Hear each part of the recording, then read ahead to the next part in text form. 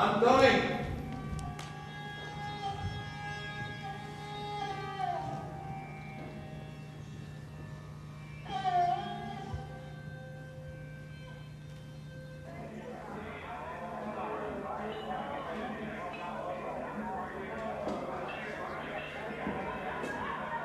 Colonel? Sir? Sergeant Party? Major Benedict?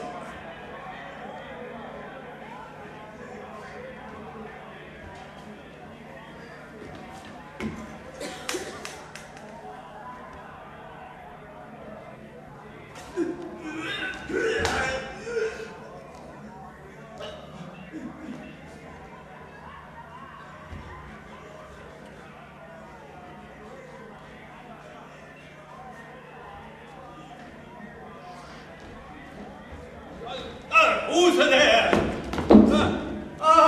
Capitans, my lord. Are you unwell?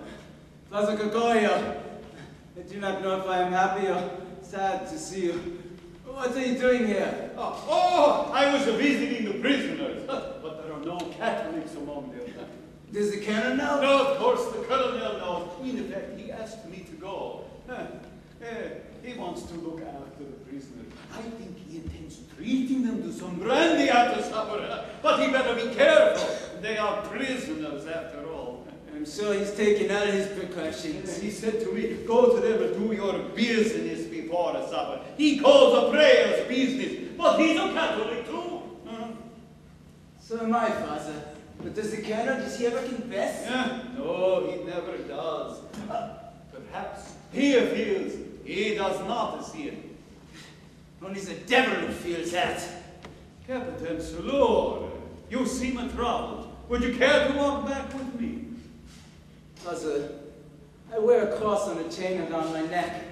This afternoon, returning from the parade ground, I clutched at it. I cannot find it. The cross is but a symbol. The Lord, he is always with us. Oh, Father Gregorio, you are so steeped in good, sometimes I think you do not know the nature of evil. Lord, you are feverish, you need to rest. After tonight, Father, for some of us there will be no rest.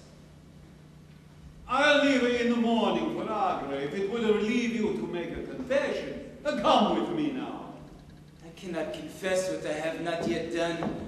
I cannot ask forgiveness in prospect.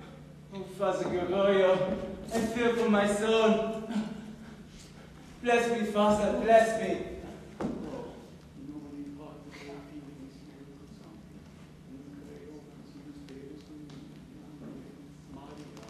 Amen. Oh, my son, if it is some military order that makes you so distraught, then he should consult his colonel. Our departments are clearly defined, Gregorio. Unless you wish me to take over your ministry while you run my brigade. Oh, you are so full of humor, Walter. But you never smile. It amazes me. But just enough. How did you come through the dark without a light? Knowledge of the past, Reverend. If I depended on faith, I might have stumbled on a rock. Yeah, but why walk without a lamp?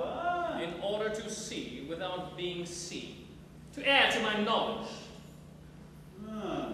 Then your knowledge approaches a faith, and I am humbled. Good night. Oh,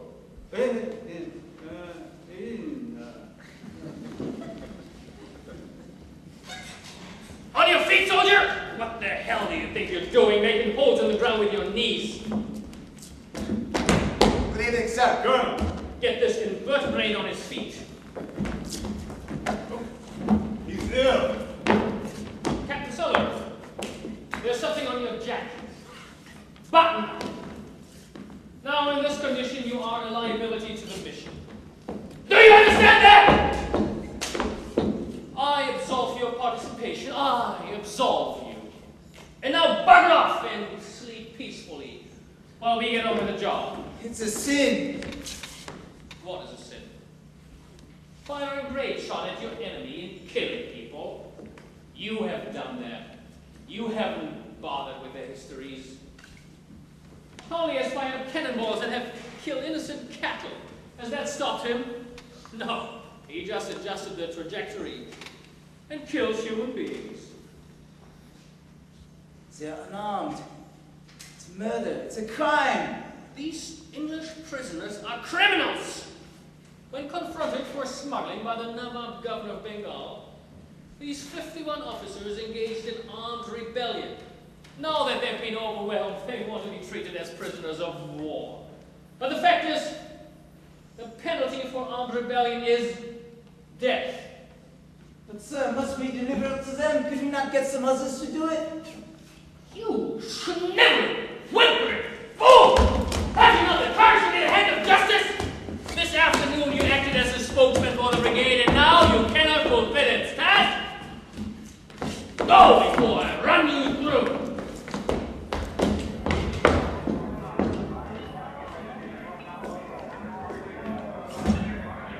There must still be a dinner.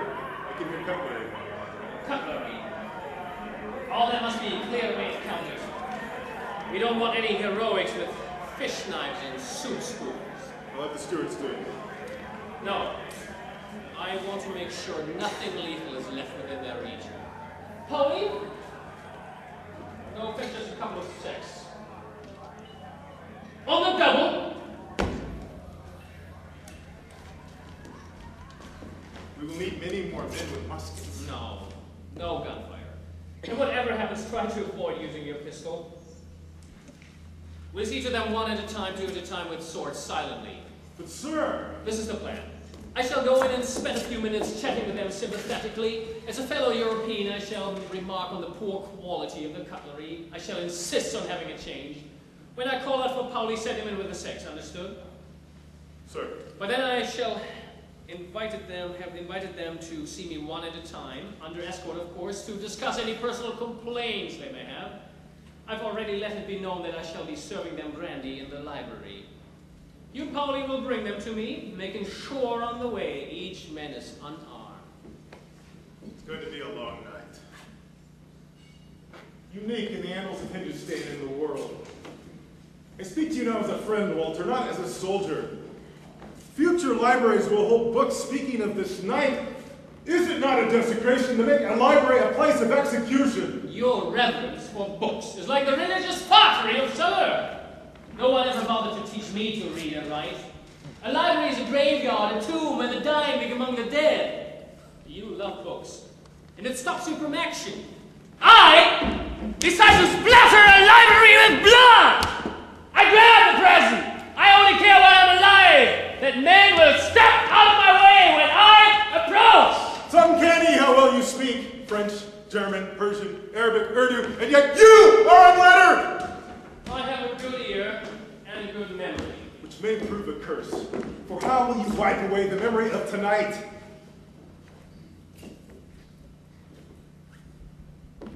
On this cross on the parade ground, find out whose it is and return it. When will we ever outgrow these religious talismans of superstition?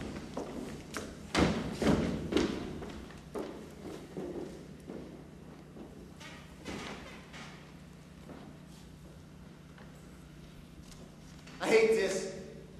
I hate him. I wish I could get out of this. If you go, I will not stay either. Well, this Lord Jesus. Polly! Gun Sergeant Polly, bring us a couple of six, will you, dear boy? He's calling you. I heard him. Polly! Captain Salur is lucky he fell ill. Polly! Coming, sir! Major? Please walk with me. Then I shall not fail.